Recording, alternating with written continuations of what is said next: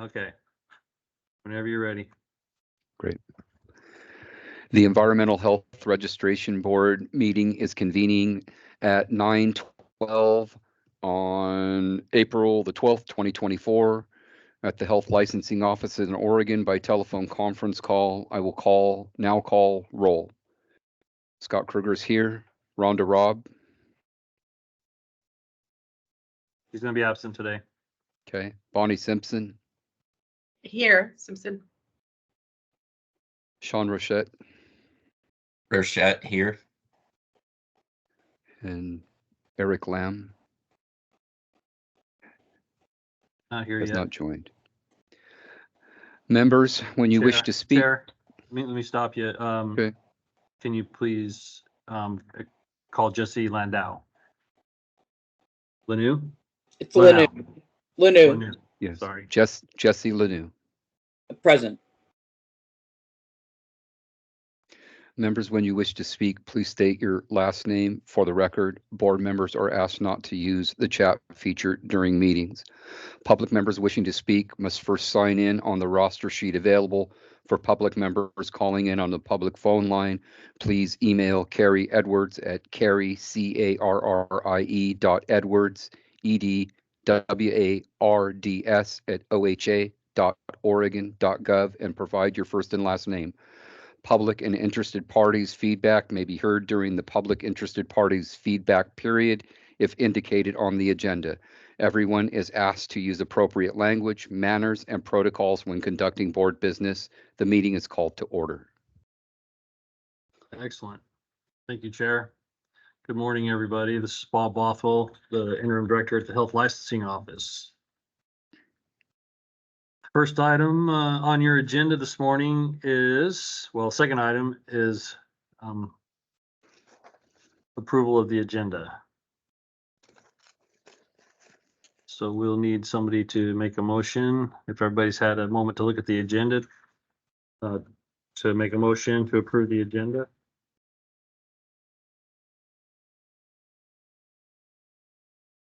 Rochette, I make a motion to approve the agenda. Simpson, I second the motion. A motion has been made. I'll call the roll. Scott Kruger, aye. Rhonda, she's absent. Bonnie Simpson. Aye. Sean Rochette. Aye. Jesse Lanou. Aye. Motion carries. Yes, thank you. Excellent. Thank you. Next item on the agenda is the director's report, and this is Bob Bothwell again. So first item on my report is the board's status. So I'll just go through it real quick. Scott Kruger is in his second term, and that expires June 30, 2026. Bonnie Simpson is in a second term, and that expires June 14, 2027. Sean Roche's in his first term, and that expires March 24, 2026. And he can reappoint Rhonda Robb, who isn't currently here. She is in her second term, and that expires November 5, 2025, and cannot reappoint. Eric Lamb is in a first term, and it expires June 29, 2026, and can reappoint. And Jesse Lanou is in a first term. It expires August 31, 2027, and can reappoint. And still vacant is the food and alcohol reps position. Next item. Oh, yeah, thank you. So on the agenda, under the first item of the director's report is a legislative concepts item. And what that means is HLO has requested to do a legislative concept with regards to the statutes for this board. And the intent behind us doing that is to get the board's statutes a little more streamlined and less confusing. So we can get applicants licensed in a in a better way and quickly, and not have to jump through so many hoops. What we want to do is, and I'm going to say these things at a very high view, is we want to bring some of the education hours in line with other, what is NEHA? Oh, it's the National Association. Yeah, okay. More in line with NEHA. And that is, they have 35 credit hours rather than 45. The board's got some pretty specific language around the science. NEHA says basic science. The other thing that is of note is the 2 years of experience. If you're a full-time environmental health specialist, you cannot renew your license. I'm sorry, if you're a full-time trainee, you can't renew your license. So we want to kind of, again, go in line with what NEHA has, which is 2 years of experience within 5 years.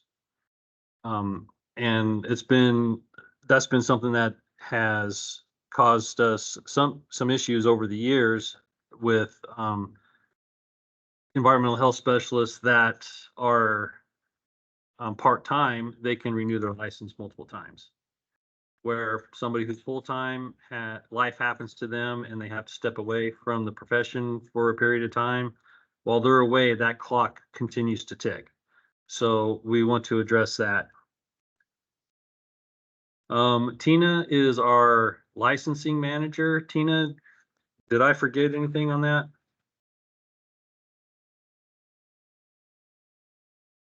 No, I think you're you're going down the right pathway. Also, being allowed through part of the statutes, being allowed to have individuals coming from other states to have more of a true reciprocity in for them, being licensed in another state. Especially if they took a different exam. And I was thinking earlier this morning, way back in the day, there was a different exam that was available. I haven't heard of it for many years, but there are exams out there. And for one, California licenses individuals that are licensed through NEHA. No, sorry, take a step back. You don't have to take the NEHA exam to be licensed in California. So I would like to see some type of reciprocity for environmental health specialists that are licensed in other states that don't have to take the NEHA exam. So I think, Bob, you hit the rest of them that we've had problems with. Okay, and then I have Ann here who wants to jump in. Hi, there's essentially this concept is addressing sticking points in licensure of trainees and also registered environmental health specialists. There's such a degree of specificity in your statutes that you're in a box. And you don't just have to have supervised experience, you have to have experience under a registered environmental health specialist, which, as Tina addressed, doesn't give us reciprocity in states that don't require licensure. The other thing is your statutes have a lot of antiquated verbs or terminology. When I spoke with NEHA and I said the classes had to be in environmental sanitation, she said nobody uses that term anymore. They're talking about healthy buildings, a clean air, climate change. So part of the change would also be bringing the language up to date with the courses that are coming out of school. So it's sort of just, and you've all had problems with trainees, the clock runs out on them. There's all these multiple, what if they run the clock out on their trainee registration and they don't pass the NEHA on the first try? They're stuck. And there's all these places where people get stuck. And so hopefully this concept will address all of these little sticking points and get sort of a more modern approach to registration with this board. So, any questions? Nope. Okay. This is Kruger. I have a question, please. Sure. I'm just trying to wrap my head around accepting reciprocity from another state that doesn't require taking a written exam. How does that play out for the rest of us here that had to go through that process and take an exam, but other people don't? I'm trying to understand that. This is Tina. I'm not saying that they don't have to take an exam. They could have a state exam that they have to take. Some states don't make you take NEHA. Some states take their own exams. So it could be something that we look at the exam from the other state. That's clear. Thank you. I appreciate that. You're welcome. Sorry. Should have been more clear on that. Any other questions about this? Anybody? I'm looking at it for the 25 session, right? Yeah, and this will be for the 2025 session. We are at infancy stage of this. We're not bringing it to our external stakeholders at this point because it's been approved to work on at the public health level. And it's got quite a ways to go before it gets to the governor's office. Sean, I see your hand up. Yeah, Rochette here. I was just going to ask, as the sole wastewater specialist of this group, are these potential changes going to affect the wastewater specialist credential? I don't know at this point. We're meeting Monday to go through the statutes. Mhm. Anne's going to pop in here Oh, and sorry. answer for me. You know, we don't get as much friction with this particular credential because we have so few people apply. As we're starting to gather information in this, I know wastewater specialists still have to be, even if they work for DEQ, they have to be registered, where environmental health people don't if they work for DEQ. Do you have any suggestions, or could you send me any materials that we could incorporate into the wastewater part of the concept that might, you know, I don't want to say, we're not here to promote the profession, right? But we have so few applicants, we don't even know where the sticking points are. Is there any information you could provide on the process or credentials we should look at or anything like that? Sure, Rochette again. I think the reason most people don't pursue the wastewater specialist is the educational requirement, with so many additional soil credits required. But I would be interested to look in the reciprocity avenue. I, for one, went that route. So yeah, I'd be interested in seeing the legislative concept for the REHS and then seeing how we can tie that to the wastewater specialist as well.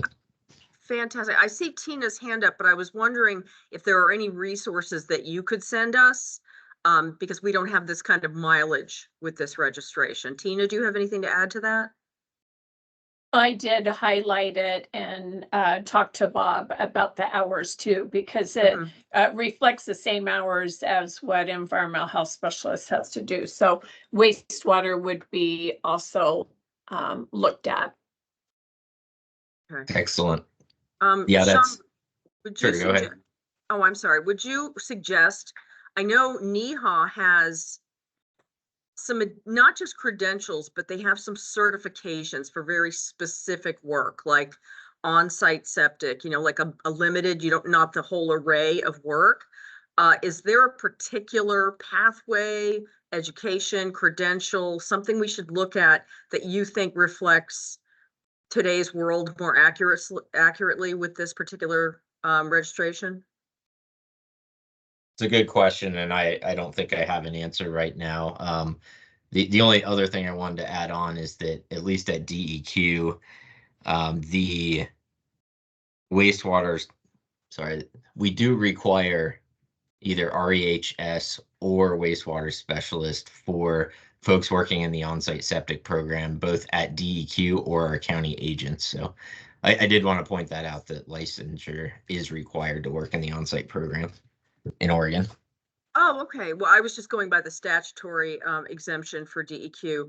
So I'll continue to dig around. I mean, most of what we have discovered has been watching applicants crash into some of these barriers, right?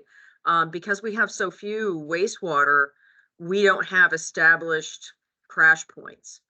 But we can look at the hours, and I mean, again, we're in the very, very beginnings of this.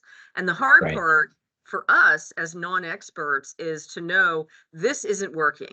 This isn't reflecting today's world, but what do we want instead? And that's the hard part, right? So any materials, any research that you can send us to help us on this journey would be appreciated.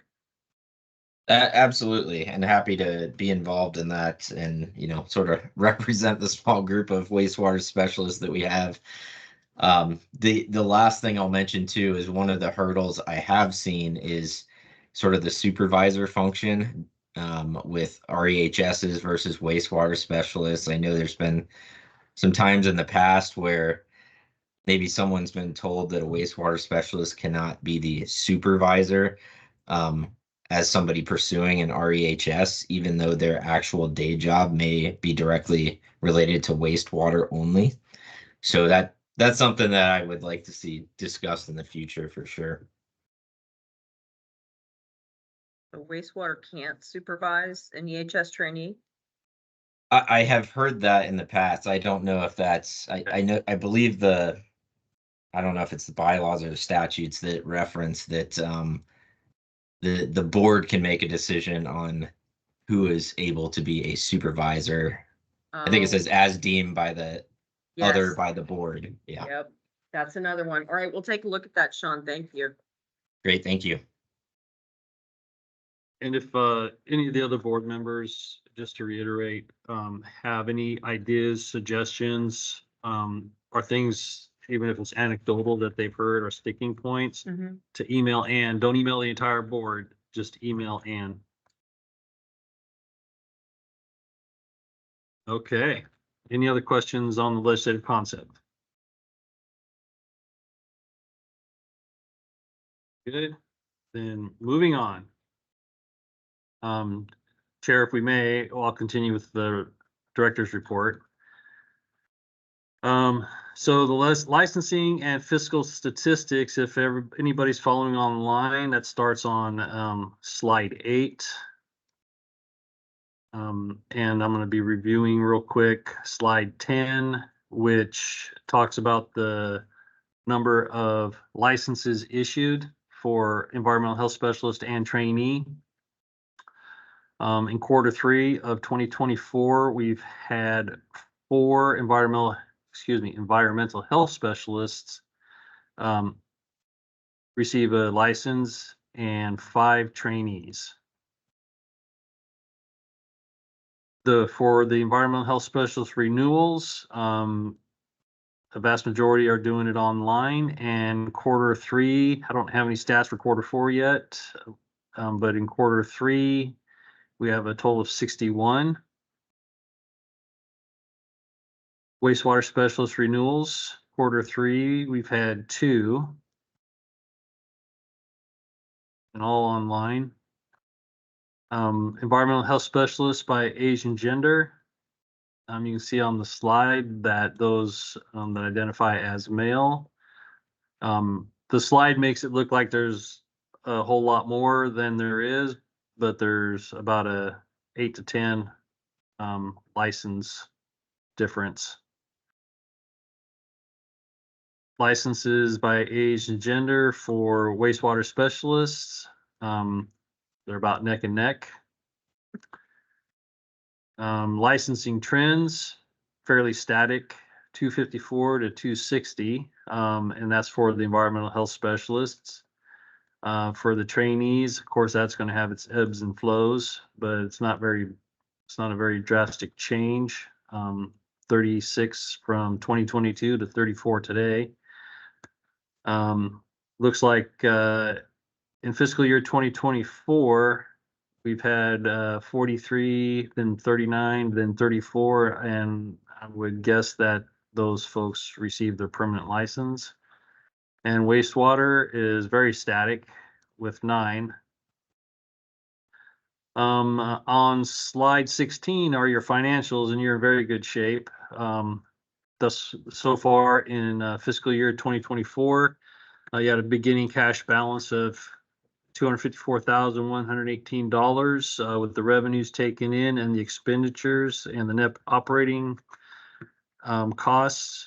Your ending cash balance so far is about $257,680, just about where we want to see you. Any questions on that portion of any of those slides that I just went over? All right. This is Chair Kruger. I did have one question. Yes. With regards to the people that are renewing for environmental health specialists, and it looks like there were 5 people that actually applied with paper.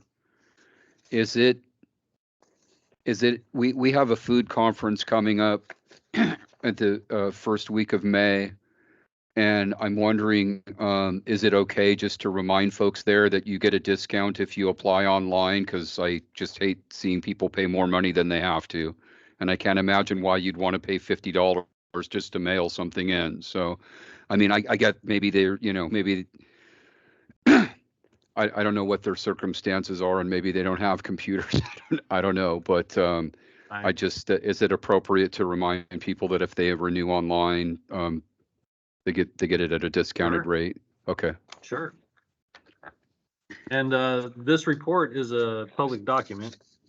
Cool. So you can share what's on it. Thank Right. you for asking. That's a good idea. Great question. Thank you. All right, next on the agenda, on slide 17 is the regulatory report. Trampus, are you there?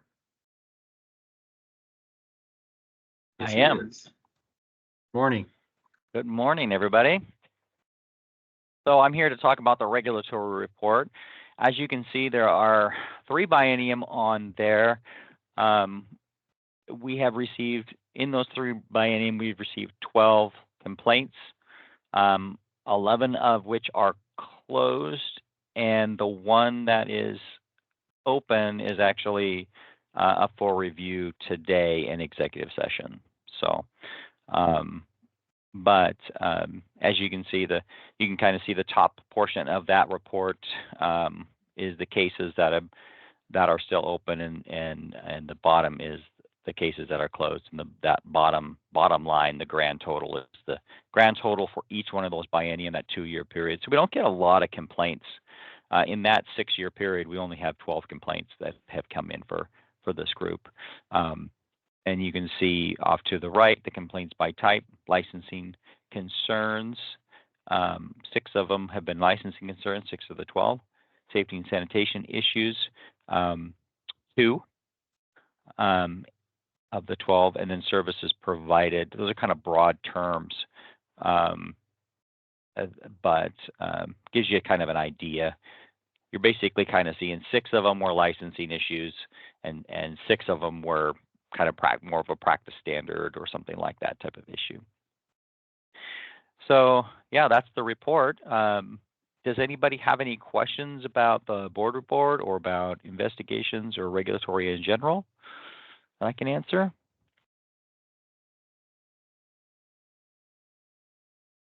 All right. Well, then I will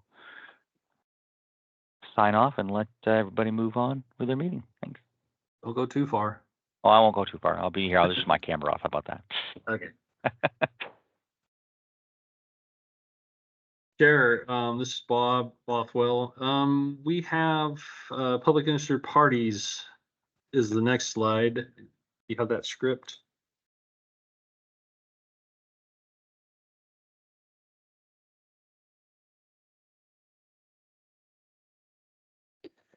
I'm sorry, say that again, Bob. Public and interested parties feedback. Do you have a script for that? I have a script for entering into executive session. We have one for public interested parties feedback. I can read that if you would like. Oh, I'm sorry. Here it is at the bottom of the page. Yes, I see that. I can read that for you. At this time, the Environmental Health Registration Board will hear public interested parties' feedback. Members of the public, please wait until you have been recognized. Once recognized, please state your name and affiliation to the board for the record. Okay, I'm looking at all the bubbles here, and all I see at this point is the staff and board members. So, all right. I guess we're good on that end. So next item is executive session.